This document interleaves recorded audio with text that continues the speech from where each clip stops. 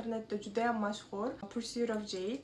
6 seriyasini ko'rdim guys. Yolg'on gapirmay, sizlarga hali u serialni tugatmadim, lekin sirazi baholamoqchiman, chunki уже почти menimcha shorts videolarini ko'rganim uchun oxiri nima bo'lishini ham so far tushundim.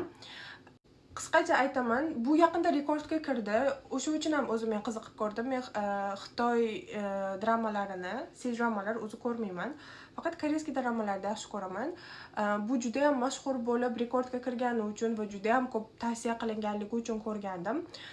Plot qanaqa? Bosh qahramon qiz ota-onasi vafot etgan bo'ladi, qiz qassoblik qiladi, bola esa general bo'ladi. Bir kun qiz bolani shu qordan topib oladi, olib kelib tuzatadi va ular turmush quradi. Qizni uyini saqlab qolish uchun marriage contract bo'ladi o'rtada. Bola bu yerda general, butun qirollik uni izlayapti. Mashhurligini menimcha asosiy sabablaridan biri bunda ham kinematografiya.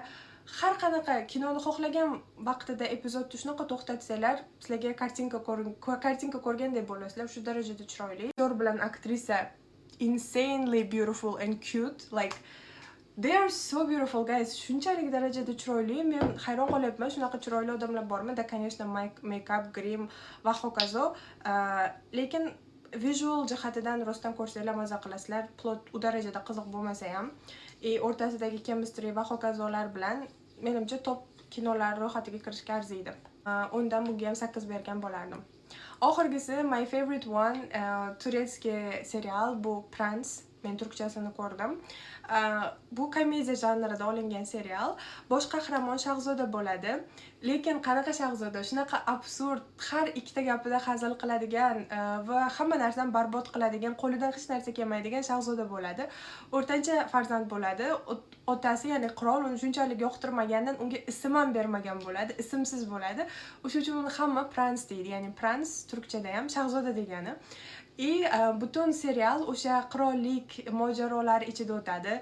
Guys, shunaqa kulgili, men har bitta ba'zi sahnalarda shu darajada kulgiligidan to'xtatib, bir 3-4 minut kulishimga to'g'ri keladi. Qachon kayfiyatim bo'lmasa ko'ryapman. Birinchi sezonni bir kechada ko'rib chiqdim, 7 seriyani. Juda qiziq, juda ham kulgili. Umuman zerikmaysizlar, ham syujet jihatidan, ham dialoglar jihatidan. Bilmadim, agar tarjima ko'rsalar, tarjima shunaqa yaxshi chiqqanmi, lekin original turkchasi juda ham kulgili. 100% ko'rishlarga arziydi. Ondan 100 qo'ygan bo'lardim. Like oxirgi bir oyda meni ko'rgan eng sevimli seriallarimdan biri desam bo'ladi. Top komediya serial listida bor. Agar komediya janrini yaxshi ko'rsanglar, aniq borib ko'ringlar. That's it so far from me. Sizlar qanaqa serial yoki kinolar ko'rdinglar? Kommentariyada yozinglar. Bye.